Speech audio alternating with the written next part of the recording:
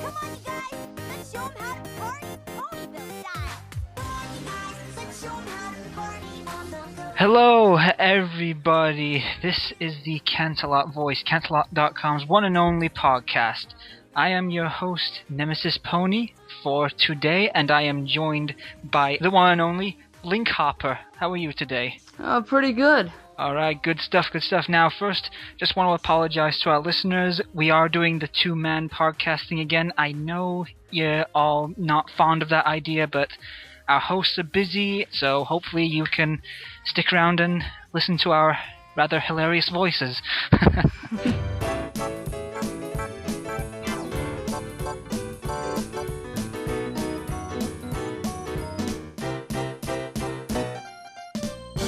Today's featured artist is a Canterlot user by the name, drumroll please, Your Little Brony.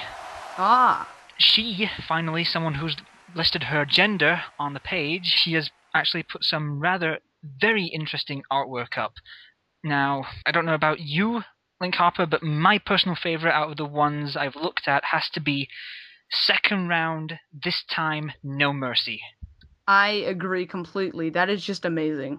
It really is. Basically, if our listeners are not looking, and then I ask why, basically it's just a picture of Nightmare Moon sporting this rather brilliant, spiky, dark blue-silver armor, and it just, the whole picture itself, it just looks phenomenal. Man, it's just amazing. It'd be interesting to see her version of like a armored Celestia or something, you know?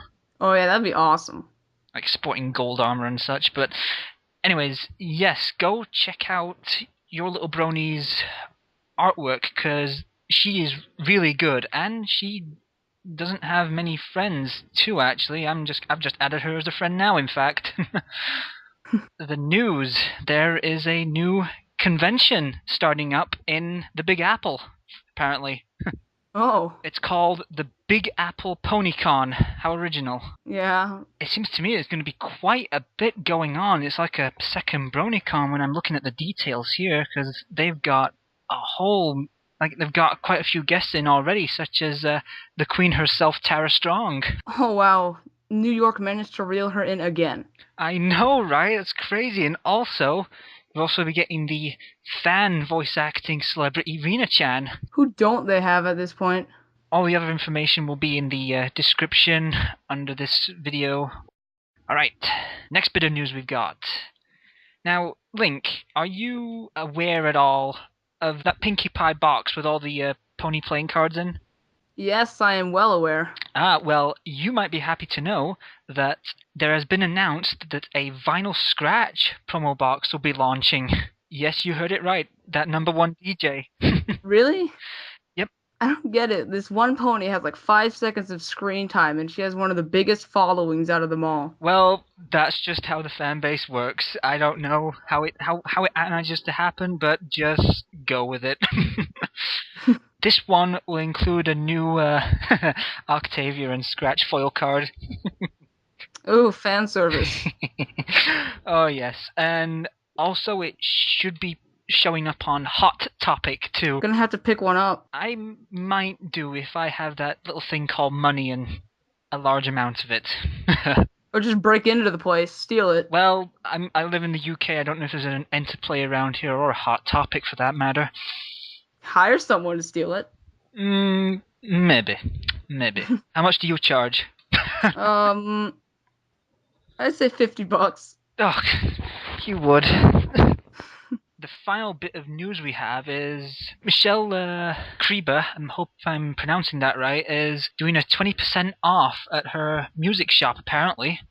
Oh my. She's created a brand new holiday-themed CD in honor of its release. It comes a 20% cooler discount on anything you want at her music shop. All you need to do is toss in the code JINGLE all the way. I would have never have guessed that code.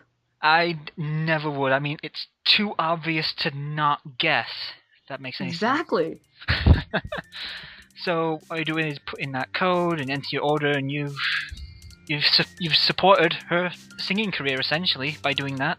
So, yeah, if you're interested, just go to the information under this video and check it out. Alrighty then, moving on to the next section, the roleplay section. Now, I have not selected these roleplays. It was actually Steel Eagle who selected them. He actually was supposed to be a guest on the podcast, but due to not having a working headset, we're going to be showing the interview in a different light, and I'll explain that a bit more later on after we've done this section. First thing we've got on the roleplay, Relaxation, the Apple Family Way. Took a quick read through it, and I have to say, it is a pretty well done roleplay. It's almost like a fan fiction, I'd say. Really well done. Yeah, I think it'd be a good idea to get every dedicated Canterlot role player and make them write a novel. Oh, that would be so awesome. Canterlot, the fan fiction story thingy. I would buy 13 million copies and just throw them out on the street. I would most likely do the same. It depends how heavy the book is and how high up I am. Because we don't want to get in trouble with the law. The minute the law sees how good it was, they'll just pay us. I just want to take a quotation from Steel Eagle here, who left a little description. It was chosen by him because he feels it was a good example of how chemistry can allow two cast characters to produce a good thread. It's a nice mix of slice of life that turns into a comedy/drama/adventure. And I have to agree with that, actually. Yeah, pretty valid point. They are pretty valid. I mean, is there any other things you want to mention, Link, about this particular roleplay thread? No, that just about wraps it up. Alright then, well guys, you heard it here. Go give Relaxation, the Apple Family Way a read because it is pretty good. I'm probably going to read the rest of it after we're done here with the podcast, because I've only read like the first few posts just to get a good idea. Oh, also worth mentioning that the role players, such as Steel Eagle and River Hippo, have done a good job staying in character too, even putting in how they talk. Like instead of an I, they've put shoot. They need to make like a Google Chrome application just for those guys that translates the language. Starts talking Sweet Apple style. Well, I'll be. Exactly. Next thing we've got on the roleplay section is a particularly nice thread, which is also selected by Steel Eagle. It was called Pathfinder and the City of the Griffins by Phil the Time Wizard and Steel Eagle. It sounds like an Indiana Jones title. It does, doesn't it? It honestly does. Dun, da, da, dun, da, da. I can just imagine it now, like the characters actually showing up with the Indiana Jones gear and everything. But again, it just like I said with the first one, it seems almost fan fiction, long story, very good material, I have to say. Yeah, these people, they just know what they're doing. They honestly do, and they are dedicated, and I really, really like that. It's like reading Fallout Equestria, even though I haven't read it myself, but plan to one day. You haven't read it? No, I haven't, but I've been meaning to. It's amazing.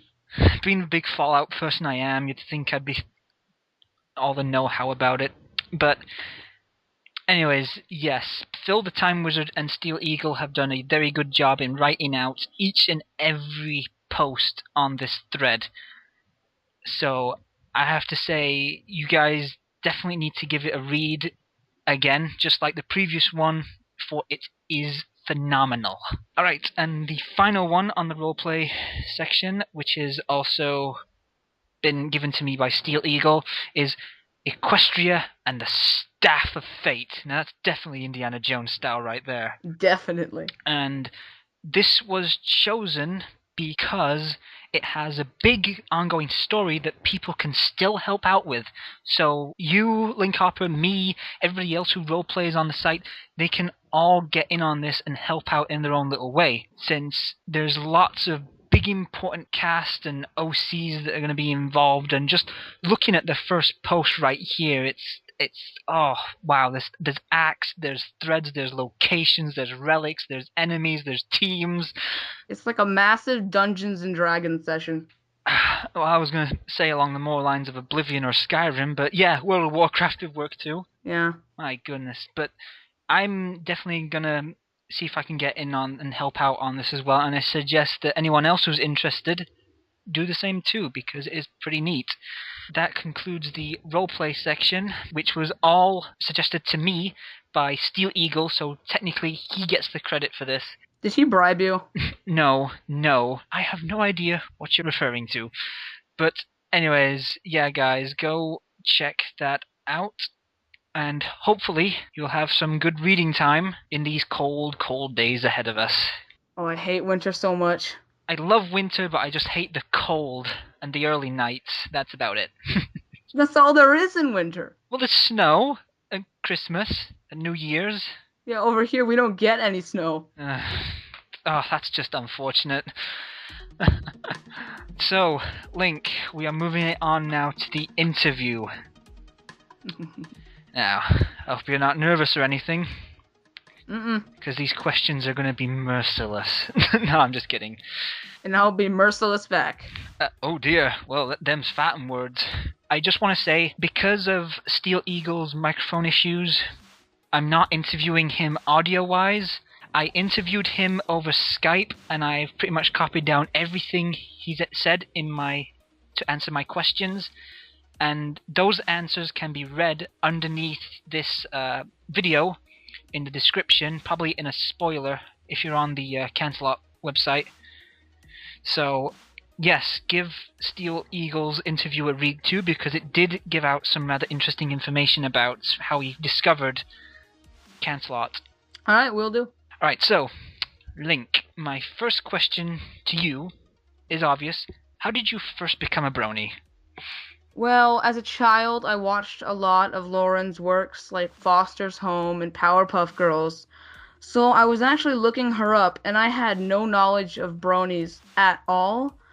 And I saw My Little Pony, so I just thought it would be really funny to make fun of the show. So when I watched it, I was just amazed at how much depth went into it. Ah, interesting stuff, yeah. And it just kind of just went from there. You're here now. Yeah, it just kind of clicked. Alright then, good stuff. So, next question is, who is your favorite character from the show? And it can be main or background or even both if you've got an individual choice. Well, my favorite pony has been Paddleball. It's gone from Rainbow Dash to Lyra, back to Rainbow Dash to Rarity, back to Rainbow Dash to Pinkie Pie, so it just keeps going back to Rainbow Dash. But currently it is Spitfire. Ah, Spitfire. Very good choice. Be interesting to see her again in more episodes. Yeah, we can only hope. There's still like season 4 and, well, hopefully season 4, you know. Next question is, out of season 1 and 2, what is your favorite episode? I would have to say The Return of Harmony, which are the Discord episodes. I just love those so much. Chaos is such a wonderful, wonderful thing. It truly is. Now, excuse me while I drink this chocolate milk of glass, if that makes any sense. Oh dear. But yes, I have to agree, that was a pretty awesome episode. Coming on to another question. How did you, Link Harper, discover Canterlot, this role-playing website of ours? Well, I was just browsing the Google Chrome App Store, and I just saw Canterlot, so I researched and I found it. Ah, the Canterlot Chrome app. That was very recent too, wasn't it? Yeah, it was. That was a very recent thing, so you've... Oh, that gives me another good question. What are your impressions of Canterlot in your short time being here? Oh, it is just wonderful. I've been on plenty of forums, Lord of the Rings forum, Warrior Cats forum, so many, but this is just the best one I've ever been on. Good stuff. Right. One question I'm personally curious about. Link Harper. Where did that username come from Canterlot? Like, Well, how'd you come up with it? basically, I was a wee little lad, and I was trying to come up with a username for I can't remember the name for the life of me, but my mom was currently studying grasshoppers, and I was a fan of The Legend of Zelda, so I just combined the two, and that's what happened. I knew it! I knew it! I had a feeling it was going to be Legend of Zelda related in some way. Is there any sections you enjoy the most on Canterlot? Whether it be chit-chat, roleplay, spam, creative, anything you particularly enjoy staying in? Spam stables, definitely. Ah, definitely the spam stables. Yep, yeah, that I have to admit that one is pretty fun, well, obviously, because it's spam. Yeah, the little games they have there are so fun to play. Yeah, I've been up at like 4 a.m. just on Canterlot posting in the spam stables. Well, you heard it here, folks. Link Hopper can stay up till about 4 a.m. That's more than I can ever do. Oh dear. 2 Yeah, o'clock's my limit. I get like 3 hours of sleep daily. Caffeine, you can sleep when you're dead. Fair enough. Right, the Sleepless in Ponyville episode. What are your thoughts on that episode? Well, it was pretty awesome seeing Luna be Freddy Krueger in a chicken's dream. That was just insane.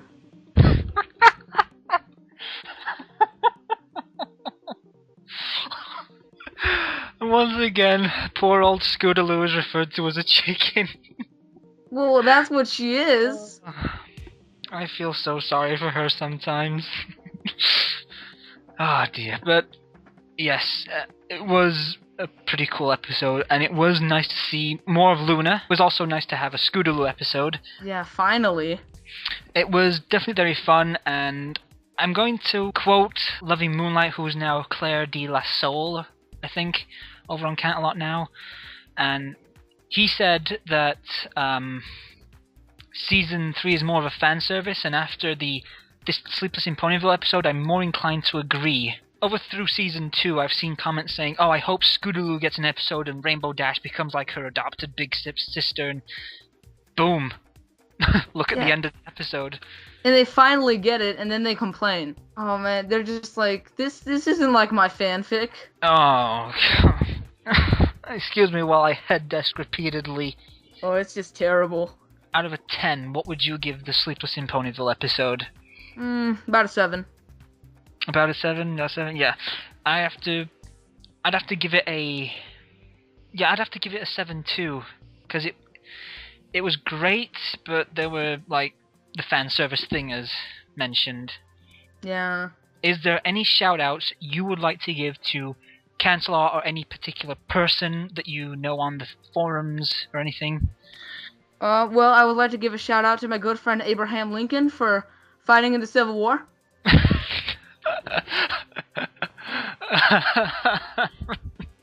He rode a Siberian tiger wearing cyborg armor as he went in with his Gatling guns, screaming chants of war. Oh, really now? That's what I read on the internet, and the internet's always right. Any other shout-outs you'd like to give to anyone or anything on the Canterlot site? Pretty much everyone on the spam stables. You've all been awesome. Alright, that's good stuff. And I just want to give my shout-out to all our listeners. That's including you, Link. Because I know you're a rather avid listener. We see your comments on the podcast threads, and we appreciate them. And we appreciate all of your comments on the threads, giving us our feedback. We really appreciate it. And over on YouTube as well, we have seen a few comments on YouTube recently, some positive, some negative. Just want to say thank you all to you guys, and hopefully you keep enjoying our podcasts. So, Link, is there anything you want to bring up that you're curious about or just want to have a quick discussion about? Not really, but I would just like to drop the word cyanide because I thought it had to be said. That makes no sense to me whatsoever, but I'm sure someone will pick up on that in the thread once this goes up. A few people. That pretty much concludes everything, and again, listeners, if you want to read Steel Eagle's interview, be sure to check out a spoiler hidden section underneath this video. I hope you've enjoyed our two-man episode. I have been your host, Nemesis Pony, and I have been joined by my guest, Link Hopper, and we would like to bid you both a goodbye, and we wish you a good winter and a happy Christmas ahead. Farewell. Goodbye, Canterlot, we love you!